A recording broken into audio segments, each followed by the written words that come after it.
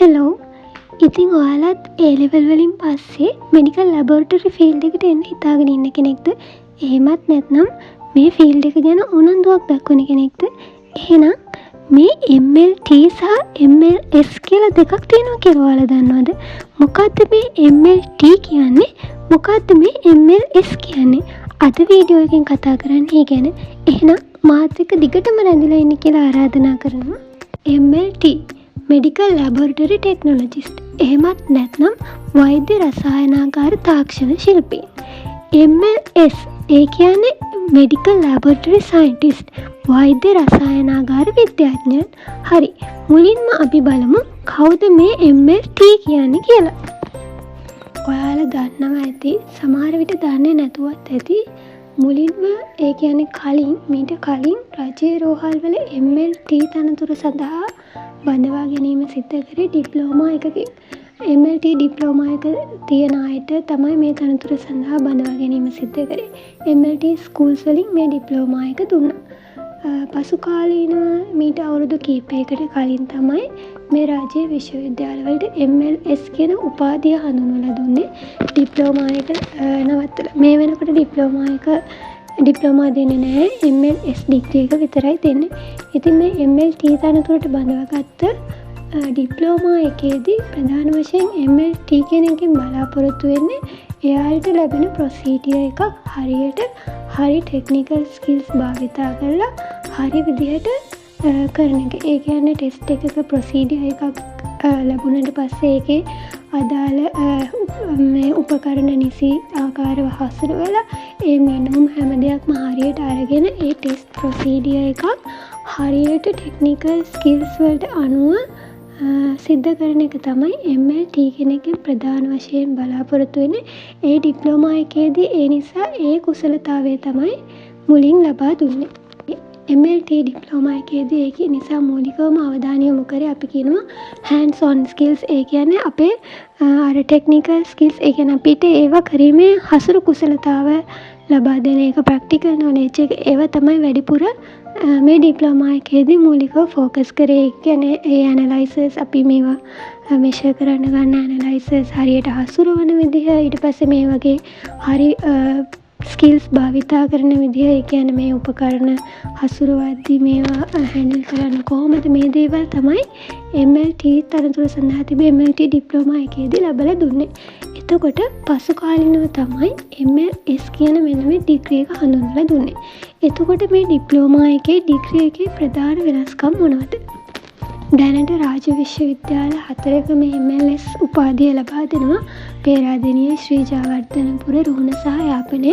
මේ 4ෙම අපිට MLS degree එක ලබා ගන්නවා. එතකොට මුළු 4ටම සාමාන්‍ය ළමයි 200 ගණක් වගේ තමයි එක අධ්‍යයන වර්ෂයකට බඳවා ගැනීම සිද්ධ කරන්නේ මුළු ලංකාවෙම මේ 4ටම. එතකොට MLT ඩිප්ලෝමා එකට වඩා MLS ඩිග්‍රී එකේ තියෙන ප්‍රධානම වෙනස තමයි මේ ටෙක්නිකල් සයිඩ් එකට වඩා ටෙක්නිකල් සයිඩ් එකත් ඇතුළුව තියරි දැනුම වැඩිපුර ලබා දෙනවා. එතකොට මේ MLT කියන ඩිප්ලෝමා එකට වඩා MLS කරන ළමයෙක්ගේ සයන්ටිස්ට්, මෙඩිකල් ලැබොරටරි සයන්ටිස්ට්. එතකොට අර පර්යේෂණ කිරීමේ හැකියාව, ඊට පස්සේ දැන් වැරදි රිපෝට් එකක් දැක්කට පස්සේ ඒක වැලිඩේට් කිරීමේ හැකියාවක් තියෙනවනේ. කියන්නේ මේක මෙහෙම වැරදුනේ ඇත්තටම මේ මනුස්සයාට ලෙඩක් තියෙන නිසාද, එහෙම නැත්නම් මේ ප්‍රොසීඩියර් එකේ හරි කොයි හරි වැරද්දක් වුණ නිසාද. ඒ වගේම QC, ඒ කියන්නේ ක්වොලිටි කන්ට්‍රෝල්, තත්ත්ව පාලන තියෙනවා. මේ QC හරියට වැඩ කරනවද, මේ ලැබ් එකක ලැබොරටරි මැනේජ්මන්ට් එක වෙන්නේ කොහොමද, ලැබ් එකක් මැනේජ් කරන්නේ කොහොමද, මේ දේවල් හැම දෙයක්ම මේ MLS ඩිග්‍රී එකක් ඇතුළත් වෙලා තියෙනවා ඩිප්ලෝමා එකකට වඩා. එතකොට MLS කියන එකේදී මේ හැම දෙයක්ම ෆෝකස් වෙනවා. එතකොට QC අර කිව්ව තත්ත්ව පාලන, ක්වොලිටි කන්ට්‍රෝල් සයිඩ් එක, ඊට පස්සේ වැලිඩේෂන් සයිඩ් එක, අර විදිහට රිපෝට් එකක් දැක්කට පස්සේ මේකේ මේ ඇබ්නෝමල් රිසල්ට් එකක් ආවට පස්සේ මේ මොකක් නිසාද මේක වෙලා තියෙන්නේ, මේ දේවල් ඇත්තටම මේ ලෙඩට මනුස්සයට ලෙඩක් තියෙන නිසාද, එහෙමත් නැත්නම් මේ ප්‍රොසීඩියර් එකේ කොහේ හරි තැනක අවුලක් නිසාද කියලා ඒ විදිහට ඒ දේවල් හොයා ගැනීමේ පුහුණුව හැකියාව MLS ස්ටුඩන්ට් කෙනෙකුට හම්බෙනවා. ඒමයි කියලා MLT ඩිප්ලෝමා එක අපි කොයි වෙලාවකවත් අවතක්සේරු කරන්න හොඳ නැහැ. මොකද MLT ඩිප්ලෝමා එකක් තියෙන කෙනෙකුට එයාලගේ තියෙන ටෙක්නිකල් ස්කිල්ස් හැකියාවන් ගොඩක් වැඩි. එයාලා එදිනෙදා ලැබ් එකක සියලුම ප්‍රොසීඩියර්ස් හසුරුවන විදිය මනා පුහුණුවක් පළපුරුද්දක් ඇතුව තමයි ඇවිල්ලා ඉන්නේ. අර මම කිව්ව විදිහට MLT ඩිප්ලෝමා එකේ සහ MLS ඩිග්‍රී එකේ තියෙන වෙනස්කම් තමයි මම ඔය කිව්වේ.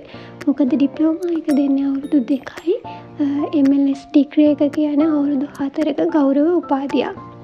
කොහොම වුණත් මේ වෙනකොට රාජ්‍ය මගින් ඩිප්ලෝමා එක ලබා දෙන එක නවත්වලා තියෙනවා. දැනට මේ වෙනකොට රාජ්‍ය විශ්වවිද්‍යාල 4 MLS ඩිග්‍රී එක විතරයි ක්‍රියාත්මක වෙන්නේ. ඊට අමතරව පෞද්ගලික ආයතන කීපයකත් මේ ඩිග්‍රී එක ක්‍රියාත්මක වෙනවා. හැබැයි රාජ්‍ය විශ්වවිද්‍යාලවල MLS ඩිග්‍රී එක දුන්නා වුණාට ඔයාලා දන්නවද රජයේ රෝහල් වල තාමත් MLS උපාධිධාරීන් බඳවාගන්නෙත් MLT තනතුරටම තමයි. මොකද රෝහල් වල MLS කියලා තනතුරක් තාම ලංකාවේ හැදිලා නැහැ. මෙඩිකල් ලැබොරටරි සයන්ටිස්ට් කියලා තනතුරක් තාම ලංකාවේ හැදිලා නැහැ. මෙඩිකල් ලැබොරටරි සයන්ස් කියලා ඩිග්‍රී එකක් තිබ්බ වුණාට. ඒ නිසා මෙඩිකල් ලැබොරටරි සයන්ස් ඩිග්‍රී කරන අය තාම රජයේ රෝහල් වලට බඳවාගන්නේ MLT තනතුරටම තමයි. මේක සමහර විට ඉස්සරහට ඇති වෙන්න පුළුවන් MLS තනතුරක්.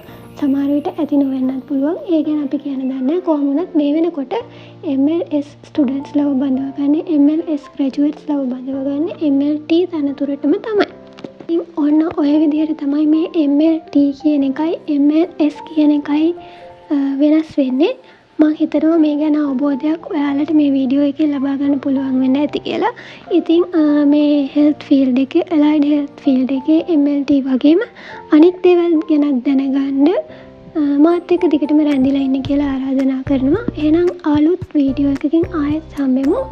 හැමෝටම සුබ දවසක්.